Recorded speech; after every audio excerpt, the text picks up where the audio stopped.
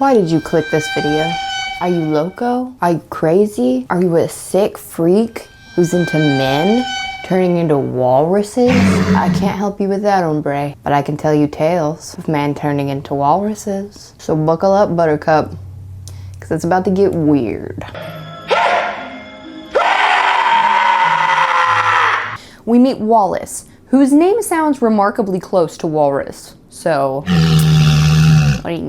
now, Wallace runs a podcast empire called the Not See Party. Like, it's a podcast, so you hear it, you not see it.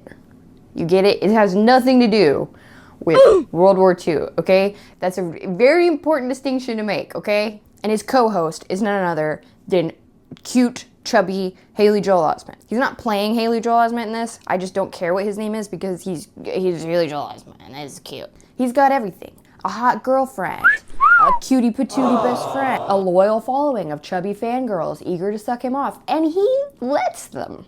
He is like living large. Even though he has a super hot girlfriend, he's kind of a dick. His podcast mostly revolves around making fun of people on the internet. So, you know, a podcast, including, but not limited to, a young teenage boy who is known as the Kill Bill Kid. It's very similar to the Star Wars Kid. If you've seen that video, I'll pop it up here. Off my head! But basically, the Kill Bill Kid accidentally severed some of his limbs with a Kill Bill sword in his garage. And they're laughing about it. It's so funny when kids cut their limbs off with a Kill Bill sword. It's just funny.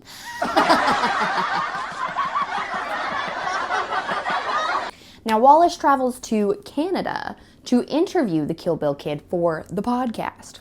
And once he arrives there, he discovers that the Kill Bill Kid performed a sort of anti-life ritual using the sword, if you know what I'm saying here.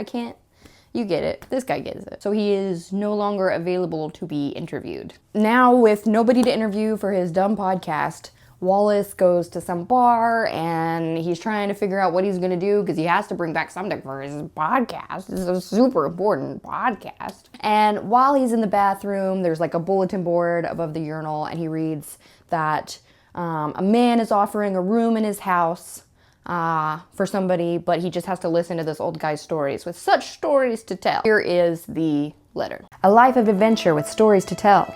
Hello, I'm an old man who has enjoyed a long and storied life at sea. I'm a proud Canadian who has traveled a peculiar path, lo this many years, and after eons of oceanic adventure, I find myself a landlubber with Manitoba as my final port. I know I do not wish to spend my remaining years alone in a giant house, not when I have such stories to tell. So to this end, I am offering a room for rent in my stately woodland home. This arrangement will be free of charge, providing you perform simple household chores I can no longer attend to from the confines of this cursed wheelchair. But though I might be old, I have lived. I will tell you about all my many adventures in vivid detail. Please feel free to call me at the number below. Respectfully, Howe. Wallace, recognizing a great opportunity when he sees it, goes to the house to interview the piss note guy. Once he arrives, he meets Howe, a strange man confined to a wheelchair. He does indeed have stories to tell. He talks over tea with Wallace about working on a boat with Ernest Hemingway, about how he was stranded at sea, and this walrus saved him, and he just has some crazy stories. He also has like a big walrus penis bone on his mantle.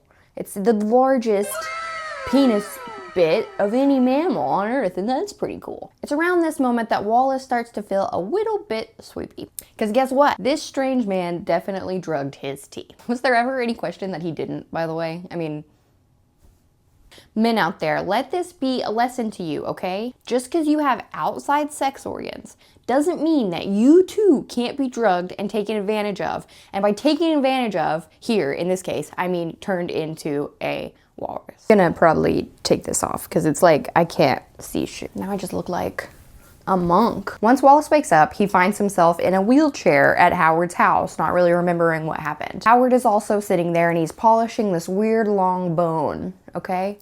Like this. Howard tells Wallace that he was bitten by a spider and his leg began to balloon super big and that they had to bring a doctor in, and his leg swelled up, and it was this whole thing. Like, it was crazy, bro. Oh, and also, sorry, bro, we had to cut your leg off. Oh my God.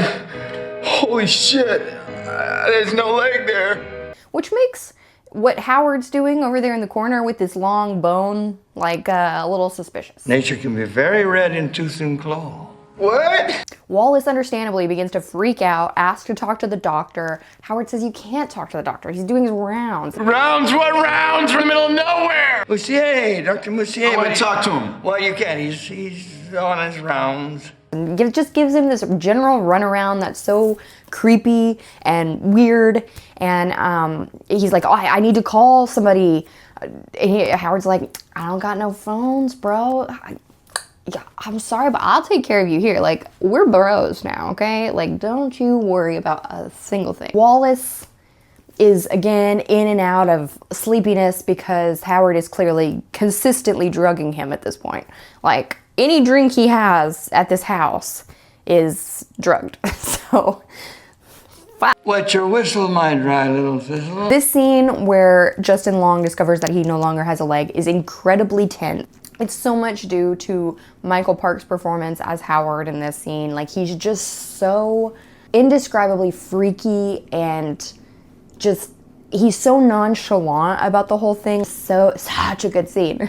And the way that Howard toys with Wallace is just so exceptionally well done. It just like keeps building up that intensity through the whole thing, and you put yourself in Wallace's position and you're just like, oh my God, like what is this guy doing?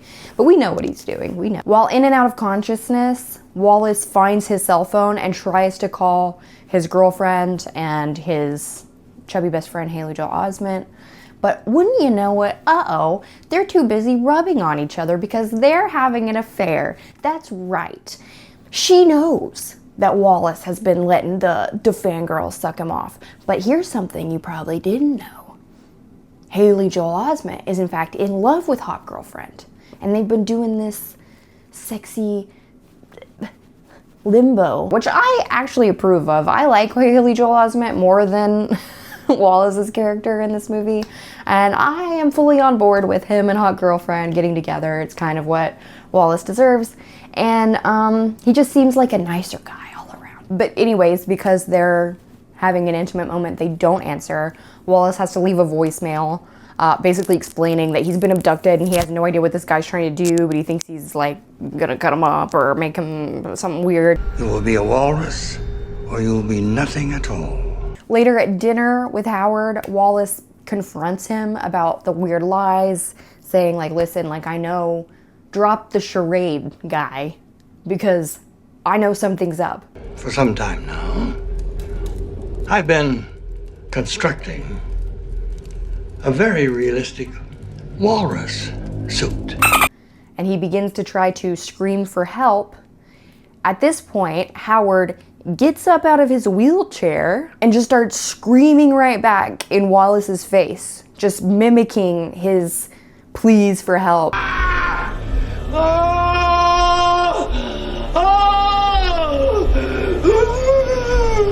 And it's so freaking off-putting. It's, God, just the way that he's mocking him, the way he's showing him that it doesn't matter how much you scream, nobody's going to come. Haha, I got you. It's just so unnerving. While Howard is working on Wallace's body, getting it ready for, you know, the full transformation, we learn a little bit more about Howard and how he had just a super shitty childhood and he was abused sexually, physically, all the things. He grew up in an orphanage and basically when he was lost at sea, the only being that ever showed him kindness was a walrus that rescued him when he fell into some icy waters. He fell off a boat when he was in the war. And this walrus saved him and he became companions with this walrus. And eventually he had to kill and eat the walrus, who he lovingly referred to as Mr. Tusk. That's why. So he feels this immense guilt about killing and eating his walrus friend. And to make it even worse, like a couple minutes after he had eaten Mr. Tusk, he was rescued. So he's basically spent his whole life being like, just talking about humanity and how it's all fucked up and it's better to be a walrus. Is man indeed a walrus at heart? Is it better to be a walrus? We'll find out. So that's why he's like all weird about walruses. You got all that? Once Haley Joel and hot girlfriend wake up to hear the voicemail, they freak out, they go to the police, they try to get people to listen to this voicemail. The police aren't really having it. They're just like, it sounds like it could be a prank. But one of the police officers lets them know that there is this guy who used to work on the force. He was let go because they all kind of thought he was crazy. And he's been hunting what he believes to be this serial killer for a long time. And now he's a private detective. Here's his information if you want to reach out to him. Enter Johnny Depp in one of the most ridiculous characters he's ever played, and I'm talking about including Willy Wonka. Meanwhile, Wallace is fully in the suit, no legs, no tongue, arms sewn to his torso, fused like this, so that he can only kind of walk like a walrus, can only use his hands to walk. His leg bones are drilled into his mouth so that he does have usable tusks. The suit itself is made out of the skin of previous victims. The flippers end of the feet look kind of like hands. Throughout this suit, you can see belly button or nose. So, like, you can tell that it's been skin sewn together, which just makes it even more horrific. But I just want to give a shout out to the guy who did the suit. Just great job, dude. Just keep doing what you're doing. Wallace, now in walrus mode, is spending a lot of time with Howard. Howard teaches him how to swim. He feeds him mackerels. He's trying to get Wallace to abandon his humanity and fully lean into his life now as a walrus. Like, he needs him to be a walrus, and we'll find out why. Wallace, understandably, cries a lot. Why do you blubber so? Are you really mourning your loss of humanity? Honestly, Justin Long's best work in this movie is done when he doesn't have any lines. He's in the suit. He can't speak. The character has no tongue now, so he can only make these horrific groaning walrus sounds. And the only part of Justin Long that you can see is the eyes. And the depth to which he is able to perform just using his eyes and his groans, this man is amazing. And I'm not putting down like his work earlier in the movie or anything. I think he did a fine job, but you really see how good of an actor he is once he gets in this suit. I think that's when he really shines. Honestly, it's heartbreaking. The story that Justin Long is able to tell with just his eyes. It made me want to cry myself. He's so good in it that you almost forget what you're watching. But then you remember that it's walrus horror. While all this is happening, Johnny Depp's character Guy Lapointe is working with the friends to dissect the voicemail, find out where they knew he was going to be, really just kind of start trying to track him down from what they know about Wallace. He lets them know that he's been tracking this supposed serial killer that he believes is real for a long time. There was a hockey player named Gregory Gumtree. The hockey player Gregory Gumtree from Quebec City. Hockey player Gregory Gumtree. Hockey player Gregory Gumtree. Who went missing. The hockey player's parents put Guy Lapointe in charge of trying to find him. And eventually he found the body washed up in a sewer grate, and it was very clear from the remains that they found that somebody was trying to make a monster out of this man. While he was investigating the disappearance of Gregory Gumtree, he actually ran into Howard Howe in the past, who doesn't appear to us as Howard Howe, how he seems now. He lived in kind of like a little rundown shack. He spoke like he has special needs. Did you come here about this spider? Like, he really played this kind of like yokel idiot kind of guy to Guy Lapointe. and was able to avoid detection in that way. But it is kind of interesting because he does mention a few things while he's talking to Guy Lapointe that kind of, he slips out of character a little bit, and Guy Lapointe clocks it. You know what I think, Mr. LaPointe? I think that the real savage animals are the human beings. But ultimately, he doesn't have anything on him, but he is aware that once he finds the body of the hockey player Gregory Gumtree, that he thinks he had that guy in his sights, because when he went back, the whole place was gone. So Johnny Depp kind of knows who he's looking for, but he's just kind of using different aliases and all the whole thing. Meanwhile, Howard is working really hard to make Wallace, like I said, abandon his humanity and go full walrus, as he calls it. Like I said, he hates himself for having to kill his friend Mr. Tusk, and his ultimate goal with this whole turning a man into a walrus thing isn't just about companionship. He wants to die at the hands, or at the tusks, of Mr. Tusk, meaning that he believes that Mr. Tusk should have fought back. He should have died then. Mr. Tusk was a beautiful creature. Humanity sucks. Howard knows he sucks. And he just wants Mr. Tusk to be the one to end his life. So if he can get Wallace to go full walrus and kill him, then that is his goal. So once he believes that Wallace is far enough gone, enough time in the suit and eating the fish, and that was kind of the big test for him, is that if he threw this fish in there and Wallace ate it, I think that's in the process, that's as far as he's ever gotten with any of them. And Wallace did eat the fish.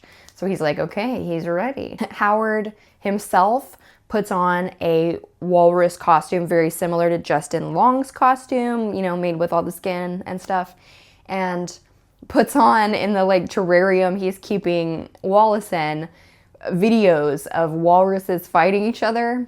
And he basically tells him, you know, it's better to be a walrus. Commit to your animal instincts. Get rid of your humanity. Fight me to the death. If you survive, you are now full walrus. You will fight me, Mr. Walrus, or you will die! And it's obviously really difficult to kind of tell what's actually going on in Wallace's head because he can't speak or emote. But he seems pretty ready to end this guy. So he's fighting him. We get some of the most ridiculous scenes of these two grown men in walrus costumes thrashing around at each other, while Guy Lapointe and Wallace's friends are closing in on the house, all while Tusk by Fleetwood Mac is playing. And it's just this just bizarre, what am I watching right now? But it's so good. Just as Wallace, or I guess Wallace Walrus now, because he has pretty much gone full walrus, as he's killing Howard with his tusks, and Howard is dying, just at that moment, the friends hear and they show up and they bust into the room, and Wallace is there in the costume above Howard, who he's just killed. He's got blood running down his tusks and he's going, "Ah, ah, ah." So Guy and his friends walk in and they're like, what the actual fuck? And he points his gun at Wallace to put him out of his misery, rightfully so. And Wallace is got this look in his eye where to me, it seems like he's pleading for him to pull the trigger, just kill me. But it's open to interpretation. We don't know. That scene ends there. We don't see him shoot Wallace or anything. We cut to a year later, and hot girlfriend and Haley Joel Osment are driving in a car. They've got a newspaper wrapped up, and they arrive to Howard Howe's house, which is now kind of done up to be like an animal sanctuary. And they walk into the backyard where they have Wallace the Walrus's stuff all set up nice for him. They throw the mackerel down, which was what was in the newspaper, and Wallace comes out in his little suit. He's still a walrus, so clearly they didn't kill him. And he just starts eating the mackerel. Hot girlfriend calls out to Wallace, and he's kind of basically been ignoring her, but he hears some emotion in her voice, and he looks up at her. Wallace! form.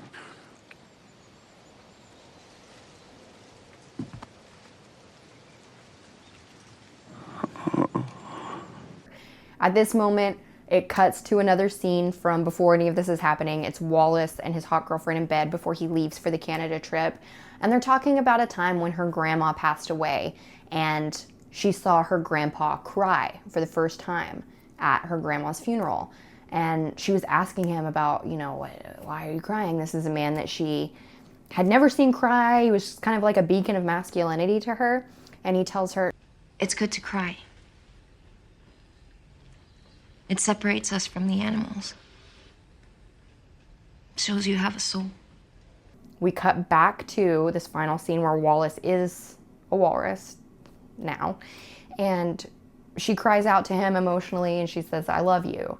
And we see a single tear roll from Wallace the walrus's face and the movie ends. Oh, so good! In the end, it almost made me cry. And that's kind of a ridiculous thing to say because it's a movie about a man becoming a walrus. What is this earth? I really do think how ridiculous the concept is, paired with how brutally seriously the director and the actors and all the people involved in making this movie took it, is what makes it so funny. Like, I think that's where the black comedy aspect of things come in. Obviously, Johnny Depp's character is funny. There's funny parts in it here and there. But it is intensely brutal, too.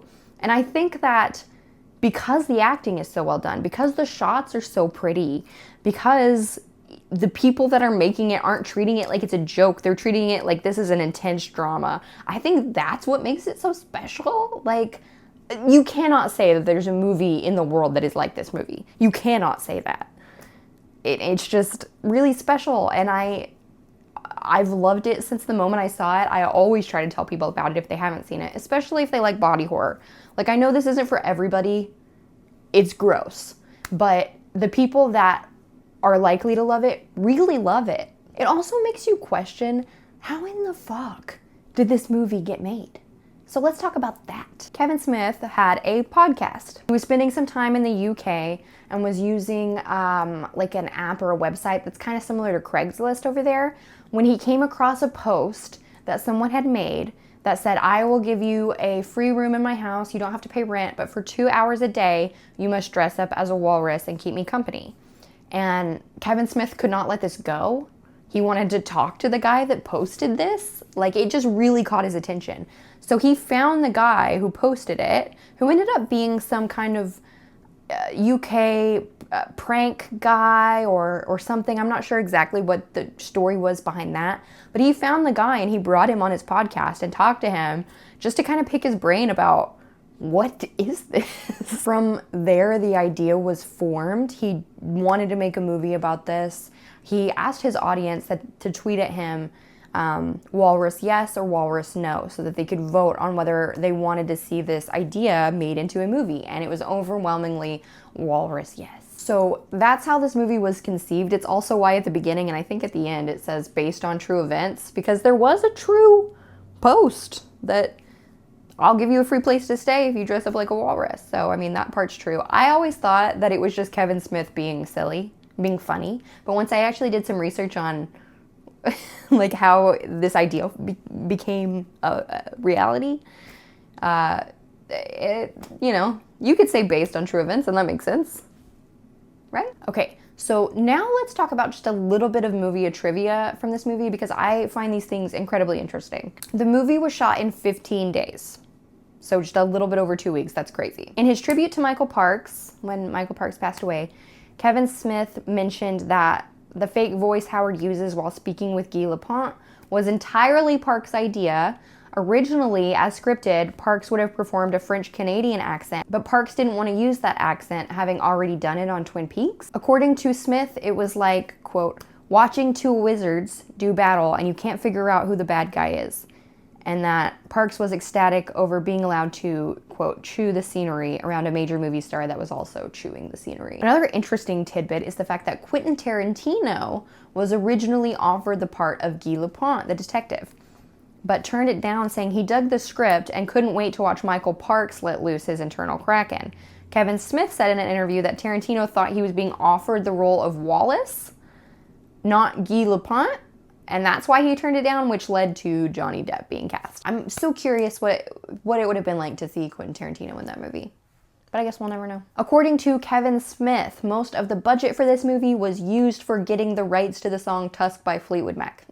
At no point during the movie, including during the ending credits, is the name of the person playing Guy Lapointe revealed. Wallace's exaggerated podcast is similar to Smodcast, Kevin Smith's weekly podcast. So it's kind of fun that he did it from that angle because he himself was hosting a podcast. It's very much, I feel like the people who were original listeners of his podcast while all of this was being, commissioned,